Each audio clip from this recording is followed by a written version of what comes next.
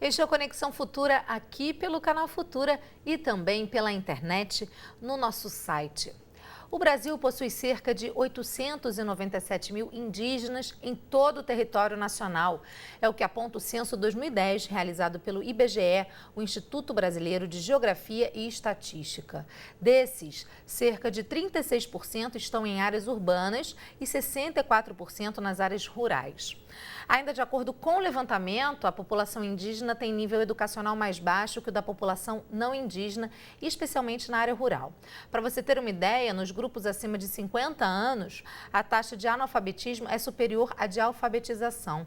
E entre as crianças, apenas 2,2% dos alunos que frequentam o terceiro ano do ensino fundamental falam a língua indígena.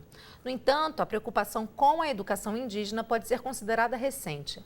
Apenas no final dos anos 1990, o direito a uma educação bilíngue e intercultural passou a ser garantido na Lei de Diretrizes e Bases da Educação Nacional e no referencial curricular para as escolas indígenas. Mas está na Constituição. Os povos indígenas têm direito a uma educação escolar específica, diferenciada, intercultural, bilíngue e comunitária. Então, afinal, como está a situação da educação indígena no país? Como garantir o acesso e fomentar políticas públicas que, de fato, façam com que os índios consigam ter seus direitos à educação garantidos? Para conversar com a gente sobre esse assunto, eu recebo aqui no estúdio Vera Catalão, professora do Programa de Pós-Graduação em Educação da Universidade de Brasília, e Chiquinha Apareci, integrante do Conselho de Educação Escolar Indígena. E você em casa, claro, como sempre, também é nosso convidado. Então aproveite para tirar as suas dúvidas e participe mandando as suas mensagens, comentários e opiniões para o Facebook e para o Twitter aqui do Canal Futura. Ou então ligue para a gente no telefone 0 operadora 21 2273 5020. Vera, Chiquinha, boa tarde, obrigada pela presença. Chiquinha, a gente viu que os últimos dados sobre indígenas e educação indígena no país são de 2010, do Censo 2010. É possível a gente traçar, então, um panorama da situação atual da educação indígena? Olha, em alguns aspectos sim, né? Nós temos hoje esse censo que foi feito, né? Elaborado em 2010, e penso que brevemente sairá um outro, né? Mas, assim, a gente já tem uma ideia, mais ou menos, de como que está essa situação da educação escolar indígena, da educação indígena, né? De uma maneira geral no nosso país. De uma forma maior, nós temos, assim, uma diversidade muito grande dessa realidade. E essa diversidade varia de regiões e varia de grupos étnicos, né? E, principalmente, ela varia de políticas públicas, né? Em alguns diferentes estados. Eu sou de Mato Grosso, né? Eu posso dizer que no meu estado nós temos 43 povos indígenas, né? E nós temos, assim, escolas que estão, a maioria delas, com os municípios, né? Na gestão de municípios. E nós temos uma diversidade de atuações e, assim, de situações muito grande, né? As escolas indígenas que estão com o nosso estado, né? O estado gerencia, tem alguns avanços, né? E os municípios também, muito pontualmente, alguns avanços, né?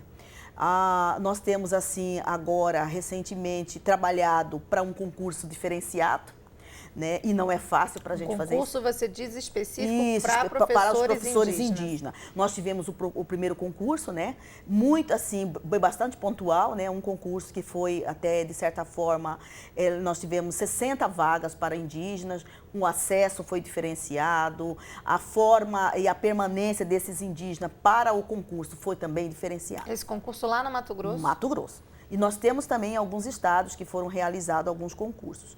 Mas, agora, como você falou, como a Chiquinha colocou, Vera, a gente tem aí mais de 200 etnias indígenas no Brasil, né? Isso torna mais difícil, claro, a partir da diversidade, da pluralidade cultural desses grupos, uma política pública específica para a educação escolar indígena? Olha, eu acho que tem que ter uma política voltada para a educação escolar indígena, mas dentro dessa política ela tem que abrigar esta diversidade, né? Ela tem que prever esta diversidade e dialogar essa diversidade com uma política pública universal para a questão. Então, quando a Chiquinha fala das dificuldades de alguns municípios, essa diversidade ela aí é perversa, porque tem município que não apoia, que não tem uma política pública municipal e muitas vezes não tem a estadual. Daí se trabalha hoje com a questão dos territórios educacionais, exatamente para que dê conta de abrigar essa diversidade, porque esse etnoterritório não é só uma questão geográfica. Esse etnoterritórios que você colocou, foi lançado esse programa em novembro do ano passado, né, de 2013, Não, a lei Programa Nacional dos Territórios e Etnoeducacionais, não é isso? A lei é de 2011, é um decreto presidencial de 2011. Mas ele entrou em vigor em 2013. Ele oferece apoio técnico e financeiro desde a alfabetização até a pós-graduação, né, e oferece também uma bolsa, né, de estudos para estudantes que queiram entrar no ensino superior, não é isso? Isso é a ser implantado ainda, não é? Mas, na verdade, a ideia dos etnoterritórios educacionais é que dá conta disso que você trouxe, essa diversidade, mas essa diversidade também está prevista nos etnoterritórios. É uma forma de você contemplar isso, porque, de repente, você tem o território, às vezes não necessariamente contínuo, pode ser descontínuo, mas você tem digamos, semelhanças, aproximações na área cultural ou da língua mesmo. Então, isso faz que uma política pública para um etnoterritório educacional possa ser pensada melhor.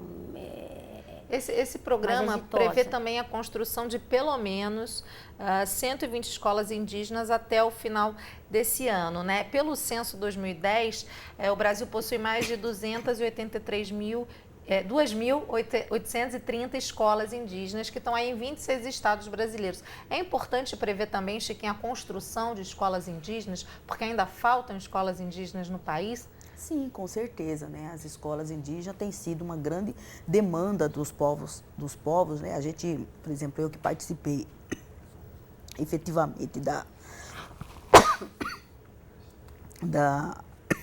conferência. Vera, a gente esse assunto, essa questão da construção da escola é importante? Eu acho que a Chiquinha, como estudiosa dessa questão, que é objeto inclusive da sua tese de doutorado em desenvolvimento, ela vai te abordar isso melhor, essa necessidade. Porque faltam escolas indígenas? Isto, eu acho que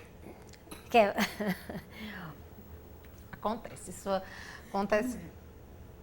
Eu acho. Mas a gente pode voltar daqui a pouco a conversar, Chiquinha, não tem problema. Esse ponto, você acha que isso é um ponto importante dentro desse programa etnoterritorial? Essa questão prevê também que as escolas sejam criadas por demanda da comunidade. Então, eu suponho que essa previsão de construção seja já a partir das demandas comunitárias. O governo não ia chegar a prever essa construção, que implica em gastos públicos, se não fosse a demanda comunitária, que inclusive a lei prevê isso, que a escola indígena só será criada para atender exclusivamente as comunidades indígenas. Não poderia ter crianças, digamos, filhas de fazendeiro, como se fosse uma escola rural. Para isso, a educação do campo é outra política pública. Não é? Então, essas escolas são para as populações indígenas e por demanda das próprias comunidades. Você trabalha muito com a formação de professores, né, Vera? Inclusive, lá na faculdade, no programa de pós-graduação em educação, você trabalha com essa pedagogia, né? A gente tem aí no Brasil, tem um programa também, o ProLIND, que é um programa de formação superior e licenciatura intercultural indígena. E, atualmente, a gente tem mais de 1.500 professores indígenas em formação em 23 licenciaturas diferentes. É importante também não só a construção de escola, mas prever também e preparar quem vai atuar nessa escola, né? Sem dúvida, fundamental. E essa questão, quer dizer, a preparação no ensino superior, mas também o que a Chiquinha apontou, da necessidade que a seleção desses professores tenham regras específicas, seja um edital exclusivo para isso. Você não pode ter o mesmo edital universal para selecionar os professores indígenas, que são, por natureza, bilíngue. Muitas vezes eles têm, ao contrário, na formação, precisam aprender mais o português. né, porque eles dominam a sua língua materna e que eles possam ser avaliados da mesma forma que são avaliados outros professores. Até porque os conhecimentos deles é o conhecimento também da educação tradicional indígena, que tem peculiaridades e tem um êxito enorme. E depois de 500 anos de colonização, esses povos manterem ainda a sua alteridade, a sua identidade coletiva, e eu diria por uma ação pedagógica exitosa da educação tradicional indígena. Chiquinha, a gente pode dizer que a gente teve avanços em relação à formação de professores indígenas? Esse número, por exemplo, de 1.500 professores atualmente em formação é um número ainda pouco satisfatório? Tivemos avanços ou não em relação a isso? De certa forma, sim. Nós tivemos avanço porque essa perspectiva da formação dos professores, ela vai atender às reivindicações e demandas das escolas indígenas na formação. Como eu estava colocando e a Vera pontuou positivamente, de fato, assim, a formação de professores, a construção de escolas, né, assim, uma pedagogia voltada para os contextos socioculturais fazem parte das demandas, né, e das especificidades de uma política que atende à realidade de cada povo. Essa política, esse projeto pedagógico, político-pedagógico que você citou, ele deveria ser pensado, então, pelos grupos e etnias, ou ele ficaria voltado para as regiões? Como é que seria essa política ideal? Então, de acordo com a realidade de cada povo, né, de cada região. Se a comunidade, por exemplo, os etnoterritórios, tem essa vantagem, né? Ele vai abordar exatamente, né, aquela realidade, ou regional, ou étnica, né? Aí vai variar, inclusive, das relações estabelecidas dos povos indígenas com os gestores envolvidos, né? Então, a gente apostou muito nesses etnoterritórios porque, ao longo de todo esse processo de colonização, em relação à questão da educação, a gente reivindicou como movimento indígena uma educação voltada para esses contextos específicos e diferenciados, né?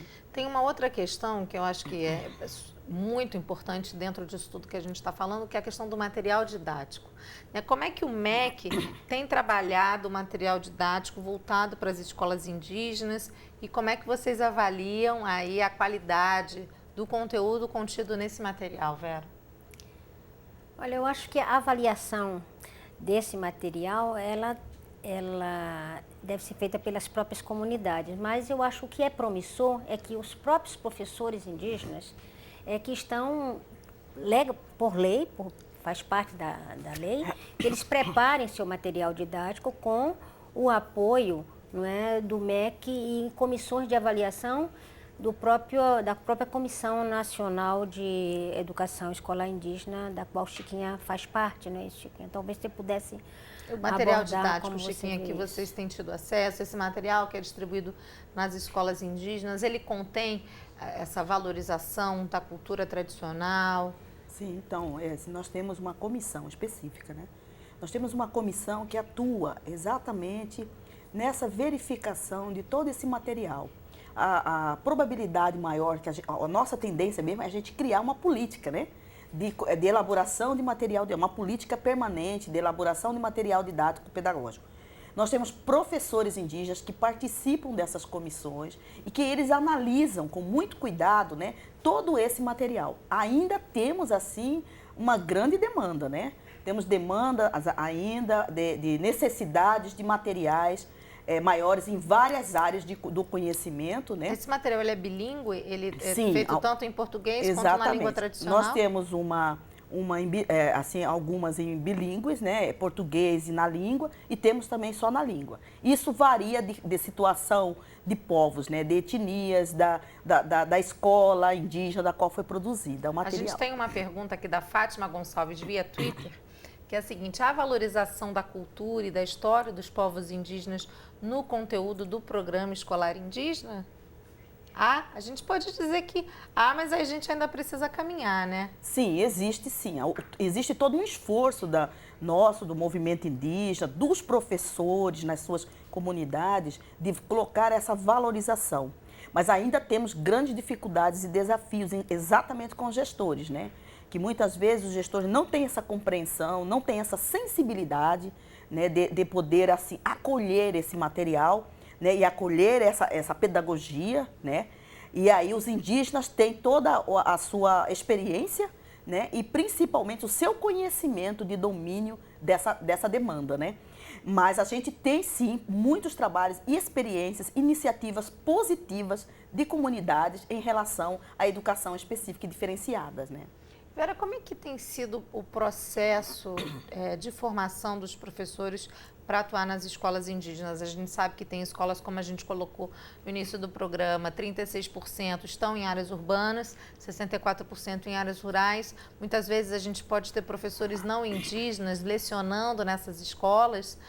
Como é que é essa realidade? Como é que tem sido o processo de formação desses professores? Olha, o processo de formação começou com a participação muito intensa de organizações não governamentais. Na verdade, eles tiveram um papel, o próprio Instituto Socioambiental, né, participou intensamente dessa primeira fase de formação de professores. Com o aumento das licenciaturas interculturais, então as universidades têm assumido e esse número aumentou progressivamente. Nós temos aí de 2001, por exemplo, que começa esse processo, que tem aí 13 anos, né? Começa com Mato Grosso, Paraná e vai crescendo, que hoje temos 20 e tantas universidades que já estão oferecendo,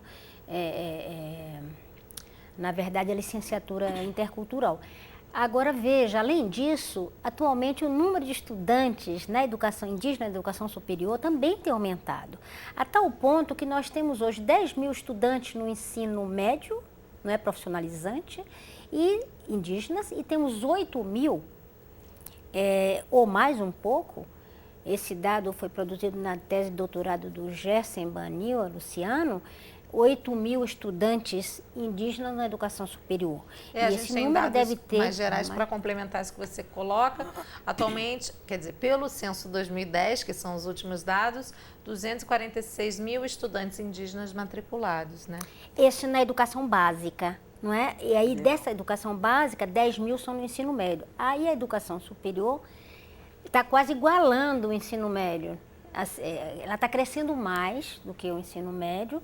Isso também implica numa melhoria da formação, sem dúvida, do professor, ainda que 43% dos estudantes indígenas estejam na área de educação, né? Mas o outro lado começa a surgir uma procura muito grande pela área de saúde. Tanto é que no acordo da FUNAI com a Universidade de Brasília para abrir a universidade para os estudantes indígenas, foi um acordo de 2004, começou a ser executado em 2006. A maior parte dos estudantes buscavam os cursos de saúde, na área de saúde, medicina, enfermagem, nutrição. É interessante esse fenômeno, porque a ideia de que eles estudem e voltam para suas comunidades para trabalharem com as suas comunidades. E na medicina é muito importante que a gente tenha um diálogo de conhecimentos. Eu não sei se a universidade está preparada para isso, para esse intercultural, né? Porque Isso tem acontecido, então, né? Os estudantes indígenas que saem das suas aldeias, partem para esse processo de formação e retornam para aplicar essa formação e esses conhecimentos. Muitos deles, principalmente nessa área de saúde, que é onde eles carecem de muito apoio. Na questão da saúde, muitas vezes o apoio que chega demora de chegar ao médico, mas não só isso, tem um conflito de saberes aí muito sério, entre aqueles saberes tradicionais, das benzeduras, das curas, feita pelos pajés, e ao mesmo tempo que a medicina nossa, hegemônica, a nossa medicina traz como recurso. Então, é claro que a gente sabe que as duas podem dialogar, e eu acho que o próprio estudante indígena, quando ele vai procurar a medicina, ele está buscando esse diálogo, e que é extremamente promissor. A gente tem mais uma pergunta, o Antônio Carlos, via Facebook. Quais são as maiores dificuldades enfrentadas pela educação indígena? A gente já falou de algumas, e além dessas que a gente colocou, que é a valorização da cultura, quais são, então, as maiores dificuldades atualmente para garantir, então, a educação escolar indígena? Posso falar? Pode, claro. No meu entendimento e pela minha própria experiência como militante indígena na luta por uma educação de qualidade específica diferenciada é a ignorância dos gestores. A ignorância dos gestores e, principalmente, a gente vê o preconceito e a discriminação em relação aos povos indígenas. Quer dizer, isso ainda existe, é muito forte, e isso daí influencia muito nos impactos das políticas públicas específicas. A gente percebe assim uma grande dificuldade, a nossa luta é exatamente para que a gente possa ter uma educação específica, diferenciada, está na legislação, está na Constituinte, né, que foi uma luta muito grande, né? Tantos anos, séculos de colonização, e a gente consegue uma Constituição, uma das melhores do mundo, né? Considerada uma das melhores do mundo. Onde garante, se reconhece a diversidade no nosso país, mas na aplicabilidade dela a gente encontra essas barreiras. E que a gente ainda vamos ter vários enfrentamentos. Então, um dos desafios que eu considero é essa, né? Então, eu penso que ainda vamos ter, né, uma luta muito grande pela frente, para fazer valer esses nossos direitos, né, a partir do momento que a gente vai ter que, para esses enfrentamentos, né, e inclusive a gente entende um pouco, às vezes, que é assim um conflito de ideias, de ideologias e da maneira de se pensar em relação ao outro, né? Existem divergências entre as políticas públicas estaduais e municipais? Esse também é um problema? A gente pode dizer que isso também acontece? Acontece, sim. Às vezes acontece. E aí varia de gestor para gestor, né?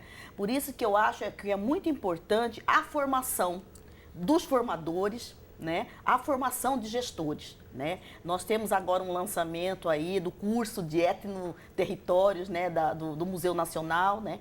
E também da LACED, né? Em parceria com a LACED, que vai fazer agora uma formação, dos cursos, né, que vai exatamente trabalhar nessa frente, né, de atuar com os gestores das secretarias de Estado. Penso eu que a formação é fundamental. Né? Eu, quando fui para a Secretaria de Estado de Educação atuar, eu encontrei assim, um cenário muito mais, assim, de certa forma, assim, de pessoas que não compreendiam o mundo indígena, né, do que pessoas que eram sensíveis, né? Hoje a gente tem um quadro razoável ainda, mas ainda com essa mudança e alterações de pessoas, de técnicos, né, a gente acha que tem que ter, sim, essa formação, é importante essa política de formação continuada, de formadores, de técnicos, para que possa restabelecer um novo olhar e uma nova relação, né, dos povos indígenas com a própria gestão, né, dessas escolas e desses gestores que estão à frente dos sistemas de ensino, né? Vera, para a gente encerrar, dentro desses novos programas lançados pelo governo, né, essa questão do território etno-educacional, a gente pode dizer que esperamos avanços nesse sentido, né, na garantia da educação escolar indígena de qualidade para os próximos anos? Eu acho que a proposta da política dos territórios etnoeducacionais é, sem dúvida, promissor para isso. Mas eu acho que o grande problema, e a Chiquinha, de certa maneira, já endereçou para isso, é a necessidade de um diálogo de saberes. É preciso que a gente tenha a humildade de reconhecer os saberes tradicionais indígenas como saberes de experiência feita, baseados na observação do mundo e no manejo do mundo, em espécie de diálogo, de uma ecologia humana extraordinária que dialoga com sua natureza, com o seu meio ambiente. A gente tem muito que aprender. Na verdade, as populações indígenas têm muito que nos ensinar. E não sou eu que digo isso, mas um grande pesquisador, que é o Antônio Nobre, do INPE, ele conta que, ao contato com Davi Copinal e Yanomami, em 2001, ele já levava para a ONU essa ideia de que sem as florestas não existe água. Se não há boa saúde da floresta, o mundo seca. E depois, 3 anos depois, os cientistas russos lançam uma teoria chamada da bomba biótica, mostrando exatamente isso, só que comprovações científicas daquele processo. Então, você percebe quando o pensamento intuitivo e a tradição, ligado à observação, e os povos indígenas, os estudantes indígenas, são muito concentrados, muito atentos. É uma qualidade que nós não temos hoje nas nossas escolas, está se perdendo. Hoje se fala o tempo todo desse déficit de atenção, né? Então, eu acho que o diálogo é promissor. E acho mais que as nossas escolas não indígenas deviam cumprir a Lei 11.465, que que diz exatamente para que a cultura indígena e a história dos povos indígenas devam ser trabalhados na escola.